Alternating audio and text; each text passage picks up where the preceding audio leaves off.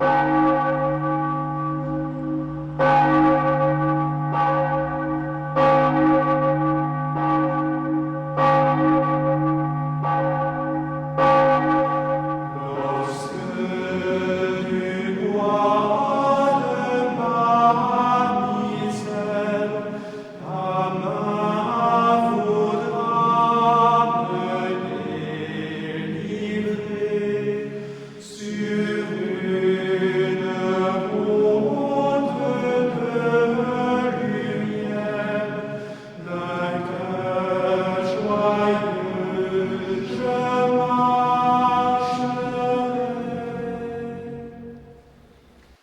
homme était tombé malade, c'était Lazare de Béthanie, le village de Marie et de sa sœur Marthe. Marie est celle qui versa du parfum sur le Seigneur et lui essuya les pieds avec ses cheveux. Lazare, le malade, était son frère. Donc, les deux sœurs envoyèrent dire à Jésus, « Seigneur, celui que tu aimes est malade. » En apprenant cela, Jésus dit, « Cette maladie ne conduit pas à la mort, elle est pour la gloire de Dieu, afin que par elle, le Fils de Dieu soit glorifié. » Jésus aimait Marthe et sa sœur, ainsi que Lazare. Quand il apprit que celui-ci était malade, il demeura pourtant 2 jours à l'endroit où il se trouvait. Alors seulement, il dit aux disciples, « Revenons en Judée. » Les disciples lui dirent, « Rabbi, tout récemment, les Juifs cherchaient à te lapider, et tu retournes là-bas ?» Jésus répondit, « Ne fait-il pas jour pendant 12 heures ? Celui qui marche pendant le jour ne trébuche pas, parce qu'il voit la lumière de ce monde. Mais celui qui marche pendant la nuit trébuche, parce que la lumière n'est pas en lui. »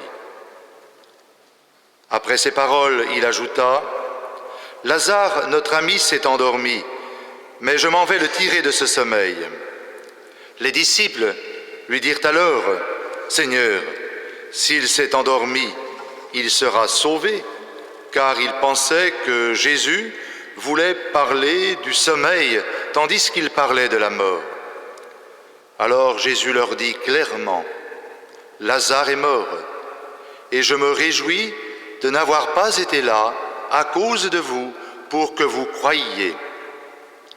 Mais allons auprès de lui. » Thomas, dont le nom signifie jumeau, dit aux autres disciples, « Allons-y, nous aussi, pour mourir avec lui. » Quand Jésus arriva, il trouva Lazare au tombeau depuis 4 jours déjà.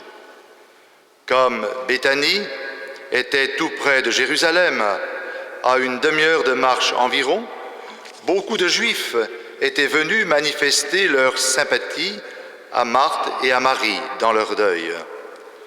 Lorsque Marthe apprit l'arrivée de Jésus, elle partit à sa rencontre, tandis que Marie restait à la maison. Marthe dit à Jésus, « Seigneur, si tu avais été là, mon frère ne serait pas mort. Mais je sais que maintenant encore, Dieu t'accordera tout ce que tu lui demanderas. » Jésus lui dit, « Ton frère ressuscitera. » Marthe reprit, « Je sais qu'il ressuscitera au dernier jour, à la résurrection. » Jésus lui dit, « Moi, je suis la résurrection et la vie. Celui qui croit en moi, même s'il meurt, vivra. Et tout homme qui vit et qui croit en moi ne mourra jamais. Crois-tu cela ?» Elle répondit, « Oui, Seigneur, tu es le Messie, je le crois. Tu es le Fils de Dieu, celui qui vient dans le monde. » Ayant dit cela, elle s'en alla appeler sa sœur Marie et lui dit tout bas, « Le Maître est là, il t'appelle. » Marie, dès qu'elle l'entendit, se leva aussitôt et partit rejoindre Jésus. Il n'était pas encore entré dans le village il se trouvait toujours à l'endroit où Marthe l'avait rencontré. Les Juifs qui étaient à la maison avec Marie et lui manifestaient leur sympathie, quand ils la virent se lever et sortir si vite, la suivirent, pensant qu'elle allait au tombeau pour y pleurer. Elle arriva à l'endroit où se trouvait Jésus. Dès qu'elle le vit, elle se jeta à ses pieds et lui dit « Seigneur, si tu avais été là, mon frère ne serait pas mort. » Quand il vit qu'elle pleurait et que les Juifs venus avec elle pleuraient aussi, Jésus fut bouleversé d'une émotion profonde. Il demanda « Où l'avez-vous déposé ?» Ils lui répondirent « Viens voir, Seigneur. » Alors Jésus pleura. Les Juifs se dirent « Voyez comme il l'aimait. » Mais certains d'entre eux disaient « Lui qui a ouvert les yeux de l'aveugle, ne pouvait-il pas empêcher Lazare de mourir ?» Jésus, repris par l'émotion, arriva au tombeau. C'était une grotte fermée par une pierre. Jésus dit « Enlevez la pierre. » Marthe, la sœur du mort, lui dit « Mais Seigneur, il sent déjà, voilà 4 jours qu'il est là. » Alors Jésus dit à Marthe « Ne te l'ai-je pas dit? Si tu crois, tu verras la gloire de Dieu. » On enleva donc la pierre. Alors Jésus leva les yeux au ciel et dit « Père, je te rends grâce parce que tu m'as exaucé. Je savais bien, moi, que tu m'exauces toujours. Mais si j'ai parlé, c'est pour cette foule qui est autour de moi, afin qu'ils croient que tu m'as envoyé. » Après cela, il cria d'une voix forte, « Lazare, viens dehors !» Et le mort sortit, les pieds et les mains attachés, le visage enveloppé d'un suaire.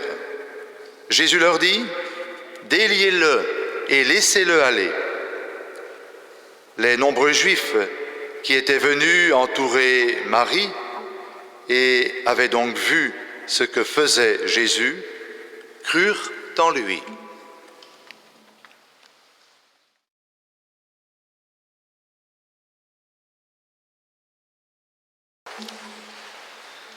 À force de paroles, de commentaires à n'en plus finir, on en vient à perdre le sens des mots. Souvent, ils se réduisent à n'être que du bruit. Un bien qui serait à privilégier surtout aujourd'hui est celui du silence, car c'est seulement dans le silence que la parole peut puiser sa force. Jésus nous en donne l'exemple lors de sa passion. Devant le Sanhédrin, interrogé par le grand prêtre, étonné de le voir ne pas répondre à ceux qui témoignaient contre lui, l'évangéliste Marc nous dit « Mais lui gardait le silence. » Lorsque Jésus prend la parole, c'est toujours après l'avoir mûri dans le silence, notamment dans la prière, à l'écart, dans la nuit, qui, il y a quelque temps encore, était le moment privilégié du silence. Dans son exhortation apostolique, le pape François a plusieurs pages sur l'homélie. Et il dit notamment « Le prédicateur peut être capable de maintenir l'intérêt des gens durant 1 heure, mais alors sa parole devient plus importante que la célébration de la foi. Si l'homélie se prolonge trop, elle nuit à 2 caractéristiques de la célébration liturgique, l'harmonie entre ses parties et son rythme. Pour ne pas me mettre en contradiction avec le pape, je souhaite orienter votre regard et votre cœur sur une seule phrase de l'Évangile. Moi, je suis la résurrection et la vie. Avec ces mots, Jésus a tout dit de lui-même et son évangile peut se résumer à ces quelques mots. Mots, à vrai dire, proprement révolutionnaires. Ces quelques mots qui devraient être au cœur de notre foi et de notre prière. Moi, je suis la résurrection et la vie. Tout l'Évangile converge vers ce sommet. De prime abord, on peut être surpris par l'attitude de Jésus qui ne semble pas pressé de partir alors même qu'on lui dit que son ami est au plus mal. Jésus reste encore 3 jours sur place avant de se mettre en route. Devant l'incompréhension des disciples, il déclare « Je me réjouis de n'avoir pas été là à cause de vous pour que vous croyiez. » Jésus veut nous faire cette révélation essentielle. Dieu n'est pas du côté de la mort, mais de la vie. Et s'il laisse à la mort un temps son pouvoir, c'est parce que, à travers elle, il donne à l'homme, par la foi, l'espérance d'en sortir vivant et vainqueur. Puissions-nous vivre, chacun de nous, une rencontre réconfortante avec la parole de Dieu entendue en ce jour. Certes, Jésus n'escamote pas l'épreuve de la mort. Tous, nous y avons été confrontés et nous savons qu'elle est toujours une blessure dans nos relations d'amour. L'évangéliste, d'ailleurs, insiste sur le désarroi de Marthe et de Marie, mais également sur celui de Jésus. Devant les pleurs de Marie et de ceux qui l'accompagnaient, Jésus fut saisi d'une émotion profonde et pleure également. Arrivé au tombeau, il est repris par l'émotion, nous dit l'évangéliste. Au fond, le vrai miracle n'est pas celui qui touche Lazare, qui de toute manière devra retourner à la mort pour vivre sa vraie résurrection. Le vrai miracle est celui qui touche Marthe, puisque par sa profession de foi, elle peut vivre déjà d'une vie ressuscitée. Et Marie est dans le même chemin de foi. En silence, elle se tourne vers Jésus et non pas vers le tombeau de son frère. Dans son immense peine, elle choisit de regarder la vie. Si vraiment nous sommes touchés par la foi, qu'est-ce qui compte dans la vie? Sinon de savoir que nous sommes promis à une vie plénière, une vie à jamais ressuscitée. Prenons le temps de nous interroger. Sommes-nous vraiment convaincus de cela? Sans aller jusqu'à ignorer la mort ou la refuser, acceptons-nous de nous situer face au passage qu'elle nous fera vivre.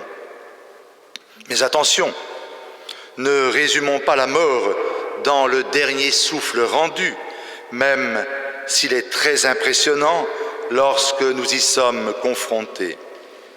En réalité, tout au long de notre existence, nous faisons l'expérience de la mort de tant de façons.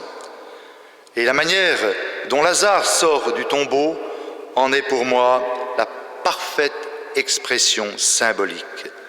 Les mains et les pieds liés de bandelettes et le visage couvert d'un suaire.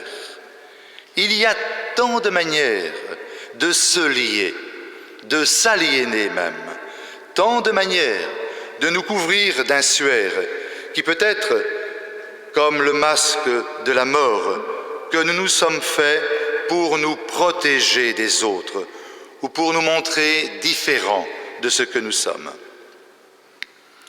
Du plus profond de sa mort, Lazare entend cette parole de Jésus. Viens dehors. Malgré ses bandelettes, malgré son suaire, Lazare sort du tombeau. Ce n'est qu'après qu'il est libéré de ce qui l'emprisonne. Notre résurrection ne peut se faire que dans notre propre engagement à servir la vie en nous et autour de nous. Dieu ne peut ressusciter que ce que nous lui offrons de vie, même si c'est peu, comme les 5 pains et les 2 poissons de la multiplication des pains. Il veut en avoir besoin pour qu'avec lui, nous prenions le parti pris de la vie. Chaque soir, il serait bon de nous interroger: quel passage vers la vie ai-je accompli aujourd'hui? Amen.